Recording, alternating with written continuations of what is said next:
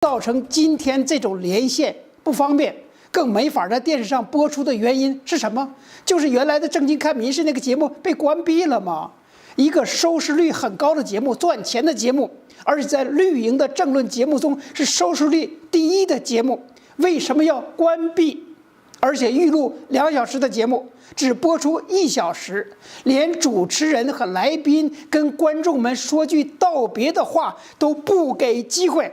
如此的粗暴的手段，在蒋经国的专制时代都没有发生过。谁关掉了《正经看民事》？当然，首先是民事的高层发生了变化吗？原来一直是保护《正经看民事》的郭悲鸿董事长被干掉了，才有了这个关掉《正经看民事》的事情发生。那么是谁指使了民事高层做出了这么一个完全践踏新闻自由的荒谬的行为？各种的迹象表示，就是蔡英文总统。因为在节目被关闭之前呢，民事高层的王明玉、胡婉玲被叫到了总统府，这个有人证的，而且作为当事人的王明玉、胡婉玲都没有否认被叫进总统府。尤其是就在这个彭文正主持人公布了这件事儿，说黑手来了，这个当天节目就被关掉了。这难道还不够明显吗？如果蔡英文、陈菊你们没有在背后指使和下令，那么请你们把那天跟那个民事王明玉、胡婉玲那个谈话记录公布出来，让台湾人民看看你们到底谈了什么。其实这个蔡英文打压言论自由的独裁者的心态已经很久很久了，有很多的证明。你看前几天绿营的评论家，多年给《自由时报》写专栏的金恒伟先生，在这个节目上指出，他因为在专栏中批评过蔡英文，蔡英文那个时候还不是总统啊，只是一个在野党的党主席啊，蔡英文就居然打电话给《自由时报》的老板，要他们关掉金恒伟的专栏，不喜欢你的文章，就想用行政权力把你的嘴封住。这就是当年做民进党党主席时候的蔡英文做的丑事儿。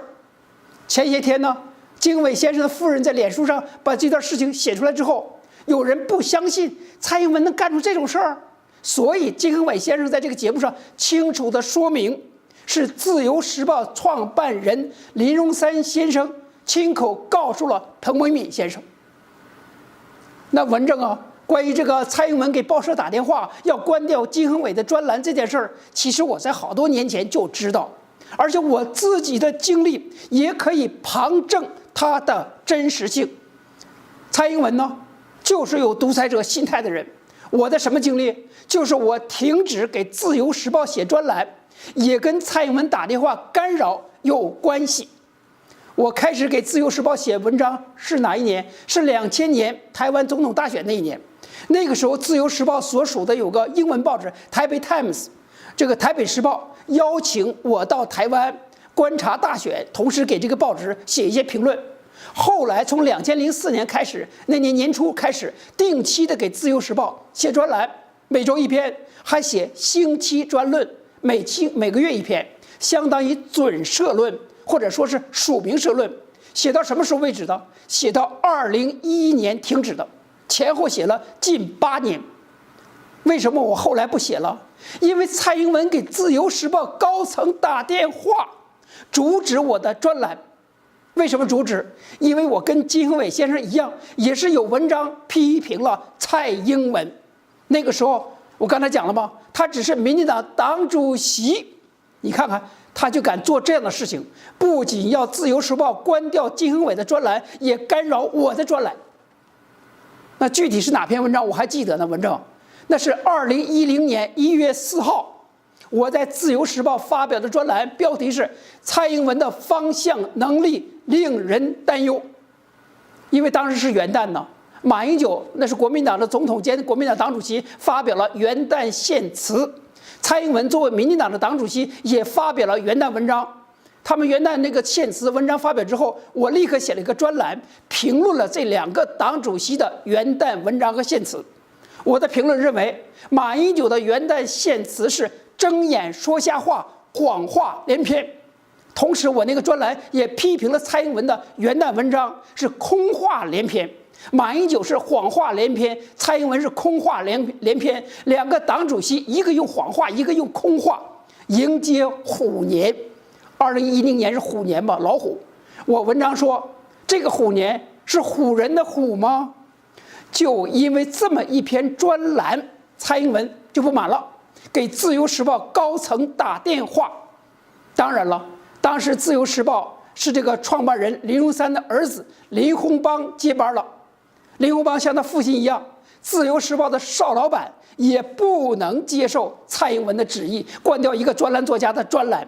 何况那个时候我已经给《自由时报》写了7年的专栏和星期专论了。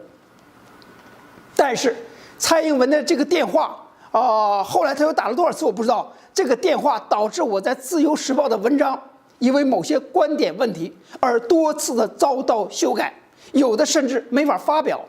我最后一篇给《自由时报》写的这个星期专论是2011年1月23号。那一天我记得很清楚，因为什么？是评论前一天1月22号的民进党全代会。那个全代会通过了一个什么方式呢？通过用全民调产生党主席。我当时在星期专论就批评了，我说这种用全民调的方式，等于剥夺了民进党几十万党员行使他们权利的这么一个机会，是一个错误的方向。选举民进党的党主席就应该是党员投票吗？你不让党员投票，全民调，那国民党都来投票，选择出什么样的党主席呀？结果这篇星期专论没有被发表，于是我就决定不再给《自由日报》写文章了。不仅星期专论不写了，我每周的专栏也不写了。当时这个《自由时报》的老板林鸿邦先生直接打电话到我家里，劝我继续写专栏和专论，并且承诺要提高稿费等等。但是我还是婉拒了。后来我多次到台湾，都跟《自由时报》发行人吴阿明老人家，他对我很好，还有邵老板、林鸿邦先生等等一起见面交谈或者吃饭。所以我的《自由时报》专栏停了，星期专论停了。虽然是我自己决定不写了，但是其中跟蔡英文的打电话、施压、打压、干扰是有关系的。后来当了总统的蔡英文就更严重了。我在《正经看民事》这个节目上对他有批评，你蔡英文怎么做的？蔡英文居然在总统府跟独派大佬们谈话的时候，独派大佬谈话的时候点名的指责我，意思是我是外国人，是美国人，不应该来干预台湾的事情。那个口气，那个逻辑，就跟在电视上辩论不过我，就拿我是美国人来说事儿的国民党的文传会的那些人一样。这就是蔡英文的水准水平。所以说，从蔡英文干预我当年在《自由时报》的专栏，到干预我在《正经看民事》的评论，不仅可以旁证他当年打电话要关掉金亨伟的专栏的真实性，同时也可以旁证明这一次《正经看民事》被关掉，完全可能是在蔡英文的指使下，背后的黑手就是蔡英文。尤其有一个背景有个赖清德挑战他呀，蔡英文都要被吓死了，他百般的拖延初选，不敢进行政策辩论，不敢进行公平的民调。在这种背景下，蔡英文想通过关掉《正经看民事》，什么意思？来关掉彭文正的声音，关掉吴国栋的声音，关掉曹长青的声音，关掉支持赖清德的声音。蔡英文就认为这样就可以获得优势了。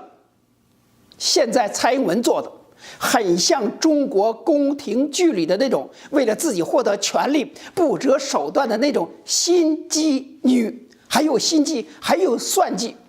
结果怎么样？结果会怎么样？如果蔡英文用不公平的手段最后做掉了赖清德，那2020总统大选民进党就输定了，而且会是惨败，比去年1月24的县长选举还要惨败。蔡英文能够负这个责任吗？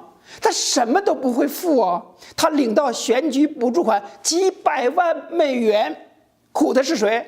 苦的是绿营，苦的是台湾人民。所以现在还有最后的机会，就是绿营支持者，你们要发出更大的声音，要求民进党党内的初选公平公正。只有初选是公平的、公正的、正义的，2020绿营才可能有胜利。谁打压新闻自由，谁践踏民主程序，那就应该被淘汰。